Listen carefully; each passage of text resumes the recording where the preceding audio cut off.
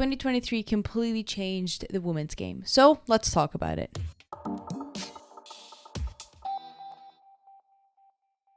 Well, it is the final few days and the last episode of 2023, a year that goes into the history books on so many categories that completely changed women's football. There was the good, there was the bad, there was the beautiful, there was the ugly, there was the reckoning, there was the moments of taking back and thinking, there was the moments of reconciliation, there was plenty of pondering moments that have completely changed how women's sports in general looks like moving forward. Just like how today we sit and talk and read about the football bans that were happening in the likes of Brazil in the early 80s, which is really quite recent, in England 50 years ago, and in so many different countries and the struggles that they had to overcome decades ago.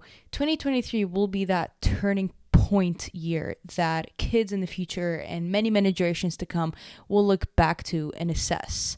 And in many ways, I think we're very lucky to be consuming the sports today. We are the ones who are witnessing this entire growth. We are the ones contributing to these audience bursts. We are the one helping advocate for better. We are the ones that are going to be talking about 2023 and this 21st century of women's football in the next few years. We are that generation. I think we're very, very lucky to just have that honor almost. I was thinking really hard about, 23 moments that happened in 2023 that changed the game. And I was like, if I'm talking about 23 moments, I feel like I'd be sat here for 50 minutes. I'm like, all right, let's narrow it down to 10 moments that completely changed the women's game in 2023. And the reality is, there's not a set of moments that change the game. I think every single day, every moment, every game, every single event that happened completely changed the course of the sport, which is why today I've simplified it a little bit to kind of talk about some of the huge moments that did change the women's game. For many years, the narrative in women's sports has been the lack of opportunities. And this year was all about the opportunity and the chance for athletes on the pitch and off the pitch and audience consuming the sport to really prove and show us what women's sports was all about. And when given the opportunity, women's football simply does not disappoint. I'm talking breaking attendance numbers one after the other in every single major league, in every single major competition. Peak audience and average numbers on broadcasters higher than anybody anticipated. Revenue numbers and merchandise as well as match day revenue higher than any other year before, as well as sponsorship deals and sponsorship money with athletes themselves.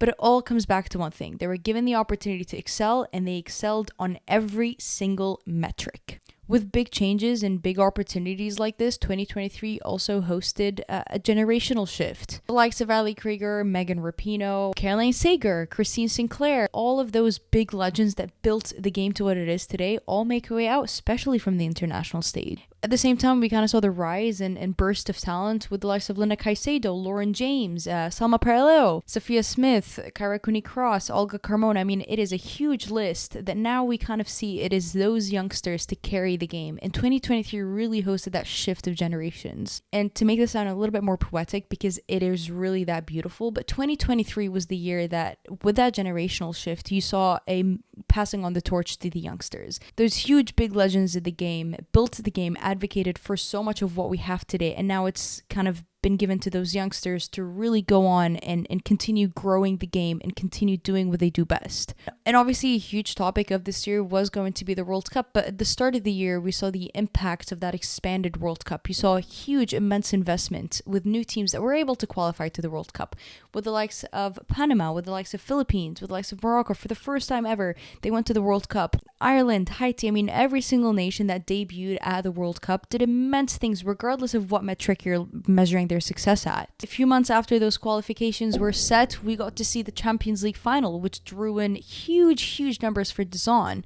Barcelona going on to win a treble in an incredible run. Without Alexia Putellas, a lot of that light and kind of attention and fiasco was focused on Aitana Bonmati, and this year was Aitana Bonmati's year. From the World Cup to the league games to the Champions League to the cup games, Aitana Bonmati, absolutely beautiful form of football that she was producing. I mean, it is literally art, which is big because a lot of people that were just being introduced to the women's game of like, oh, what happened in the Champions League, or like what's going on with Spain on the pitch, and who is this Barcelona players, and they're looking up highlights or just tuning onto Twitter or reading articles. They're stumbling on Aitana Bonmati and they're looking at what Aitana Bonmati does on the pitch. Aitana Bonmati probably single-handedly involved in such a huge number of new audience that we probably won't know about. She won the Ballon d'Or, the FIFA Best Player. I mean, she swooped completely every award that she was nominated for. And when a player performs that well in a year that was so competitive, in a year that was so, again, groundbreaking for the game, she holds a lot of influence, and she holds a lot of credit to what she did and the new fans that she introduced into the game, and just her overall impact. Going back to the Champions League really quickly before we jump onto the stuff that happened afterwards, but there was a huge discourse about the game the final should have been hosted at a much bigger stadium. Capping it at around 34,000 people in the stadium's too little. That is such a great conflict to be having. The stadiums are too small because we are selling them out too much. I'm very happy that we're having that dialogue right now, because not too long ago there was complaints about, oh, it's too expensive to host in those big stadiums. We need to go into smaller stadiums, try to figure those out, and then move on a little bigger. That's not the situation anymore. And it's a great kind of like stumble to be on. Everything in women's football, and I mean quite literally every single thing in the game, changed when that first ball in the 2023 FIFA Women's World Cup was in play. The success of the Matildas was more than impressive, and I still struggle to find the words to really describe what they did. In New Zealand were also fantastic co-hosts, because this World Cup would have not been a success if it had not been for both Australia and New Zealand. But for the Matildas themselves, how the nation tuned in and how everybody was fully hooked on the Women's World Cup was incredible to watch.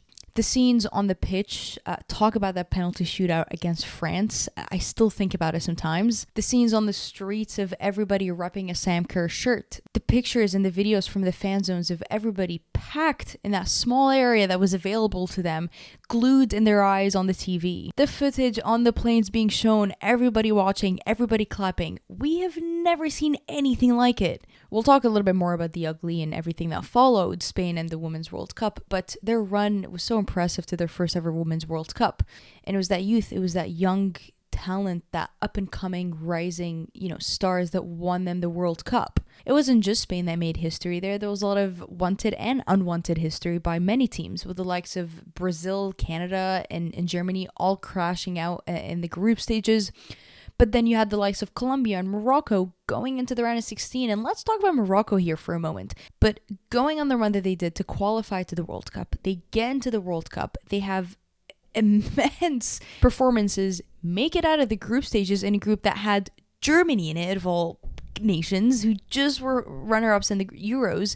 They go into the round of 16, tough opposition against France, but they were the first ever MENA region, which is the Middle East and North Africa country, to participate in the World Cup, and they go on to make it to the round of 16. It's huge. And let's not forget their defender Nohela Benzina, who I have been such a huge fan of and talking about, because she was the first ever hijabi to play at the Women's World Cup. Figure that she was in terms of visibility and actually inspiring youth and other hijabi women to be like, you know what, you can get to the biggest stage in the sport. You can play at the Women's World Cup if you want to. Which is also another conversation that this year was a reckoning to understand that the game is globally grown. It's not just in Europe, and it's not just in the US and North America. The game is growing everywhere. It's never been the lack of talent. It's always been the lack of investment. That was the storyline of the World Cup. When you saw the giants of Nigeria and Colombia and Morocco and X, Y, and Z do what they did and throw out Canada and Brazil and Germany in the group stages, it was exactly that gap being closed down and understanding that this growth has happened globally. It's not just constant in one place. With that being said, there is still a lot of room to improve, and there's still a lot of advocating to do. With the beautiful moments of history being written and the display of incredible football, there was a very sour, feeling that a lot of those players are actually not getting paid for being there, which was the reminder of there's still a lot of ugly in football. And this is not just the lack of investment in some of these international teams, but also clubs. Reading being relegated in the way that they were relegated. Potsdam from Germany, a club with such rich history, being knocked out and being, humiliated out of their Bundesliga the way that they were. Certain clubs in Spain and Italy almost filing for bankruptcy. And again, talking about bankruptcy, we saw how some of those teams at the World Cup had to be flown out. The fact that there were GoFundMe pages started by family of players and certain moms of a few players because they didn't know if those players were going to make it out to the World Cup is harsh, and it's really sad to think about. So in terms of investment and money, yes, we have had a massive boost in that, but there's also a lot of other avenues that we need to be feeding and a lot of avenues that need that money, and we need to be directing money there. And probably the ugliest of the year was what was happening with the Spanish players, because they had been advocating for so many months before the World Cup. They had been advocating in like November of 2022. The statements that were coming out, the accusations that were coming out, they were really, really serious. And those players, the entire team, those who participated in the World Cup and those who didn't, were failed.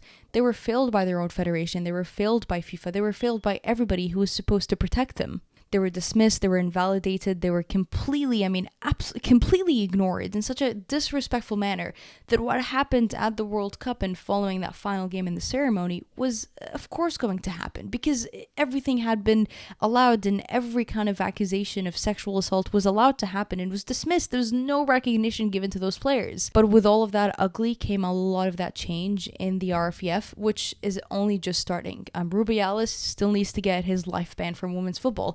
Vilda, unfortunately, has gone in and now got a job with the Moroccan team, which is honestly something I'm still trying to process. But there was a lot of change that happened, and I think what we saw here was a huge, massive roar and screams from the entire community standing by those players, and I don't think the offenders and those who were involved actually expected to see that outrage. And this whole fight of federation versus players is, again, a very prominent storyline this year. The Canadian women's national team going against their federation because of cuts that were announced. They threatened to not play a few games, and the federation went back at them and threatened to sue the players. The Zambian women's national team, they had to work with a head coach that had a pending investigation about him being a sexual assaulter, yet he was allowed to go to the World Cup. Those players were also not paid and have not been paid for their World Cup yet. Nigeria also going through the same thing, but with all those fights, the community has stood by with each other, and the players from different leagues and different clubs and different nations have all supported each other. And it's great to see. The fiasco of FIFA and the broadcasters was unpleasant to see. But again, it was the ugly before the pretty came, which was all these groundbreaking records. The partnership that FIFA announced with Saudi Arabia, again, caused a huge outrage that sponsorship had to pull out of the World Cup. It is a bit of a shame that everything good has to have a fight in it, and it needs to have an obstacle there for the players to get across. It's a shame, but I think we got to see how resilient the communities and how resilient the sport is. Another prominent thing that happened was a lot of injuries, and ACL injuries were a huge topic of the year. But at the same time, as horrible as that was to see on the pitch, that prompted a lot of new research, and it prompted a lot of different surveys and reports to be, conveyed with the players. And again, it's a shame that everything terrible has to happen first before something beautiful comes out of it. But that's been the story of the women's game, and I really hope moving forward that is not the case. But that was the story of 2023. It was the beautiful, it was the ugly, it was the fantastic, it was the good, it was the brilliant, it was the breaking of records. There was a lot of good and bad, and it was a year that is in the history books. For me personally, it's also been such a fantastic year that I've been able to connect with so many different people with the podcast and the channel here. I've had such good dialogue, such good conversations with players, former players, journalists and guests, and people who are so knowledgeable about the game that it's been such an honor and pleasure. There was a lot of huge milestones achieved here on the channel, and I'm very excited for the year that's going to come, because it's only up and it's only going to get better from here. And so this growth was also felt for content creators and journalists and writers like myself. I got to debut on The Guardian. I've got multiple published papers and articles, features. It's been massive and it's been incredible, and I've been very, very happy to be able to have and host those moments in the women's game, because it's just, I feel really lucky and honored to be part of this beautiful year that was the women's football game. And again, beautiful, but there was a lot of good and bad, and unfortunately that has been, I don't know if it's unfortunately or fortunately, that's kind of one thing that I'm battling with. Like, do I like how it goes on with a lot of the battles? Not really, but it does show you a lot about the women's game. I want to know if there's a specific moment or specific, game or a specific event that really changed how you perceive the women's game or how you consumed it. And if you're a new audience member of the women's game this year, how was that for you? And I'd love to hear your opinions and kind of like this year overall in women's football for yourself. So please don't shy out and share a lot of those thoughts and comments down below, because I will most definitely be reading them. And for last time this year, if you want to stay updated and you want to continue enjoying the beautiful game, make sure you subscribe to me down below and follow me on Twitter, because next year is going to be a huge year. A lot of great content, a lot of great coverage, and it's only going to get better. So join the crew. Happy New Year. I hope everybody is having a lovely winter time. Hopefully not so cold where you are. Merry Christmas, happy holidays, whatever it is that you're doing. I hope you are having a lovely, lovely, fantastic time. And I will see you in 2024.